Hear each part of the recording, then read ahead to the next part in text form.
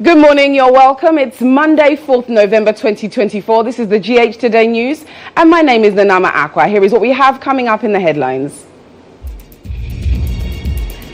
Presidential candidate of the New Patriotic Party, Mahmud Balia, reiterates pledge to create millions of jobs for youth if elected in upcoming 2024 general elections.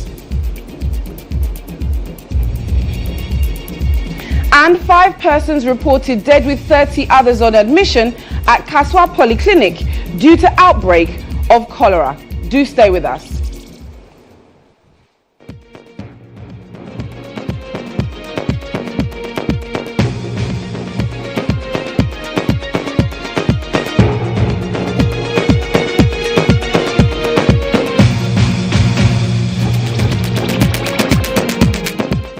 Thank you for tuning in to the GH Today News. My name is Nanama Acquah. Now, Vice President and flag bearer of the New Patriotic Party, Dr. Mahmud Balia, says the concerns and aspirations of the youth are his top priorities. Speaking during a Youth Connect program at the Boteman Sports Complex in Accra on Sunday, Dr. Balia unveiled a comprehensive vision for job creation to transform the Ghanaian economy. He entreated the youth to trust in him to protect the public purse and serve them selflessly under his presidency. The vision is to prepare the country's emerging labor force with the right training, skills, and education for the fourth industrial revolution. More so, this is also to address the mismatch between skills of the labor force and the demands of industry. My government will build on this by expanding educational opportunities for all. My government will, among other things, increase the stock of student accommodation in our universities and other public tertiary institutions to address the housing deficit on our campuses and make them affordable. We will introduce free tertiary education scholarship for persons with disabilities to remove financial barriers to pursuing their educational goals.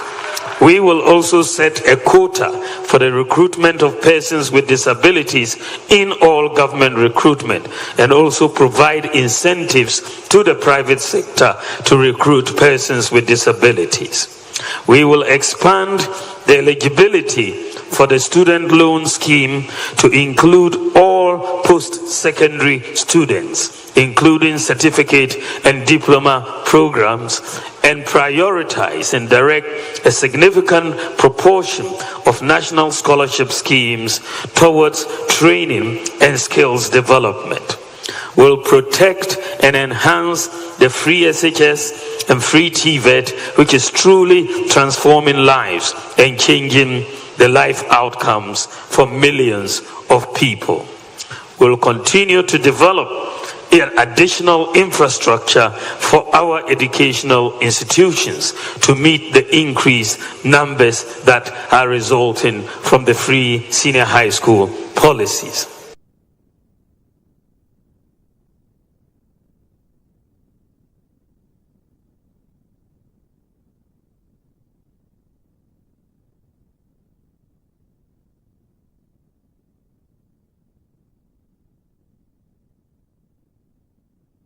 Now, Minister for Information Fatimatu Abubakar has dared members of the NDC to explain what they mean by the 24-hour economy. Fatima Abubakar, in an interview, stated categorically that none of the members of the NDC, from the flag bearer all the way down to the ordinary member, can explain what they mean by the 24-hour economy. It has always been a matter of demand issue. When there is the need, when there is demand, the hospitals are running 24 hours. There are pharmacies that are running 24 hours. There are critical sectors that are already running 24 hours because there is demand, because there is context to it. But if someone says I'm bringing 24-hour economy and that my information is one is to play and bring some ridiculous explanation of something that is completely irrelevant to our economic architecture and our country as we have it today. And today someone is talking about bringing lions and tigers to Ghana and 24 and And it's embarrassing because from the flag bearer and the former president to the national chairman of the NDC to the spokesperson of the former president Felix Kwachopusu to their ranking members and spokespersons in parliament, nobody has been able to explain 24-hour economy to the understanding of the ordinary Ghanaian. In fact, today, if you want to scare an NDC foot soldier, put a microphone before him or her and say explain 24-hour economy. Now over to the presidential candidate of the largest opposition National Democratic Congress. John Dramani Mahama has vowed the party will firmly resist any attempts to tamper with the integrity of the upcoming December 7 elections, particularly through ballot paper stuffing. During a rally in Sagnirugu on the 4th day of his northern regional tour, the former president recounted an incident where an NDC representative was almost attacked while overseeing ballot paper printing the previous day. GHOne News' Abdul Hanan Adam reports.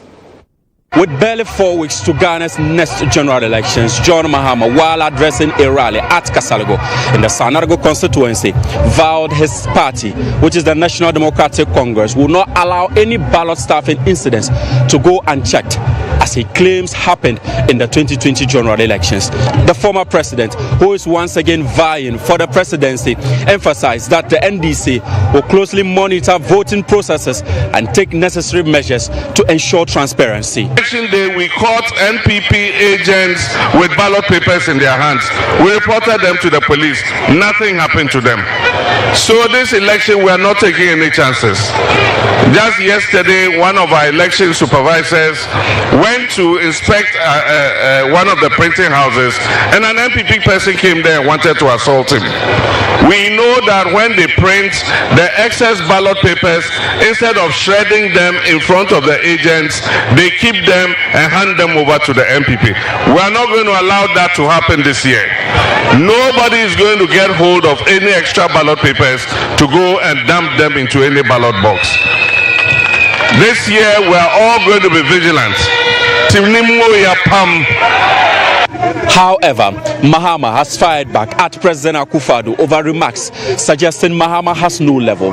Mahama's sharp rebuttal comes as both leaders exchange increasingly heated words ahead of the 2024 general elections as to who is better positioned to govern the country. I can boast and hit my chest, even though Nana Akufo-Addo says I have no level.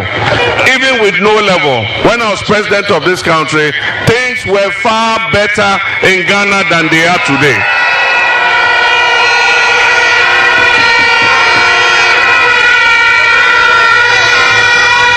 Today, everybody is suffering. The prices of everything has gone up. Nana Akufo-Addo said when he comes, he's going to come and reduce the price of electricity. Today, electricity is far more expensive than it has been at any time in our history. He said when he comes, he's going to reduce the price of petrol. Petrol was 14 cedis a gallon.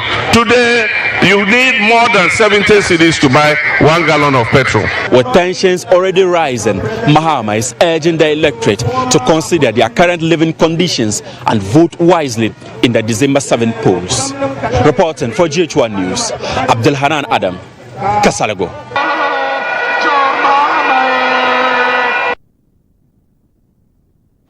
The Ghana Police Service is on a manhunt for suspects who robbed a jewelry shop in Adabraka last Saturday afternoon. 4 men heavily armed and in masks reportedly attacked a man in a red Toyota Corolla parked near the busy Adabraka market. Residents, traders and shoppers in the area have since been left in shock and fear, as this is the second robbery incident taking place in the same area within 3 months. There's more in the following report by Calvin Powell. Residents at Adabraka are calling on the government to, as a matter of urgency, beef up security in the area following 2 separate robbery incidents within just 3 months. On Saturday morning, 2 robbers wielding firearms and shooting indiscriminately were caught on videos carrying a stack of money in sacks from a gold dealer's shop. The robbers forced their way into a red Toyota vehicle, grabbing large sacks of cash that were stored inside. Within minutes, they loaded the bags into their own vehicle and fled the scene, while firing shots to keep onlookers at bay. Eyewitnesses and residents of the area have been left in shock. They gave accounts of what they witnessed to the news team. In the house, I heard the noise, so I thought it was knockout. But later, I hear koko, I know that this one is a raffle. So as I come out, I saw a Highlander parking here. The face is showing down, and then the back is showing like this. And then I saw one person carrying the money inside sack. One person come and put inside the Highlander. So as I saw that, I ran to the police that it was an emergency. So they have to follow me now so that we come. So one police officer followed me with his rifle. We were running. But before we reach here, the car has gone. We didn't find the car. We are not feeling safe because what is going on, they can easily kill anybody around. Last month, no promoter na diba yo ene car ene car kwa mutu mboso nkofo gina no mu hwe e ya free police for no so no hu ade omu delay omu de bia hu hwe omu bo yes that police for no hu ade omu man. Member of Parliament for Kwale Klote, Dr. Zaneto Rollins, who visited the crime scene, has decried the level of security in the community, expressing fear that the situation could negatively impact upcoming elections in the area. This is very abnormal for Adaraka. This does not happen here. And it's literally just less than 20 feet from the mosque. And this is a place where people live. And so it's actually very disturbing, especially because of the type of weapons that these people were using in broad daylight as well. The children were in the Masalachi, and it's actually quite disturbing because any stray bullet could have hit anyone in any home or even in the mosque. This is something that's disturbing. We know we have the elections in less than 36 days from today, and it creates a feeling of unrest in a community that does not identify with this kind of behavior. The Ghana Police Service says it is on a manhunt for the armed robbery gang.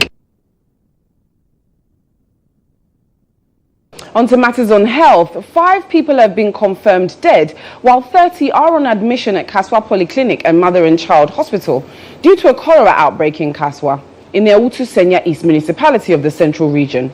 This was disclosed by the MCE of the Awutu Senya East Municipal Assembly, Anita Love Obuamisa. There's more in this report by correspondent Yabwejan. Municipal Chief Executive for Awutu Senya East, Anita Love Obuamisa. 3 persons died of cholera on Thursday night, while 2 died on Friday afternoon, totaling 5. In an interview with GHOne News, MCE for Awutu Senya East, Anita Love Obuamisa, said the number of victims has increased from 20 to 30 as of Friday afternoon and is urging people living in Acquah to be vigilant. Around 2021, but in the show was 25 who were almost 30. But you just some of me there, doctors, warriors, a partner, nurses are maybe who there they've managed a lot of people. Nyamina dum unwanso wo hu ye inti maye sranye de baby biara wono ye besra hwan obia mbo no ho ban nezizim onzi ezibana oye show. Meanwhile, Awutu Senya East Municipal Environmental Officer Godson Lodo called on Ghanaians to desist from buying food in untidy environments and also charged food vendors to cook from clean environments to avoid outbreaks. The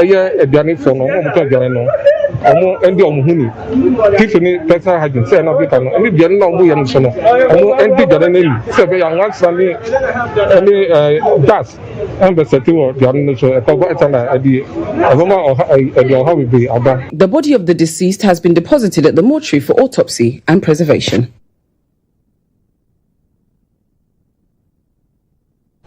And that's what we have for the GH Today News this morning. I hope you enjoy the rest of the Monday. But for more news updates, click on starfm.com.gh. My name is Amma Acquah.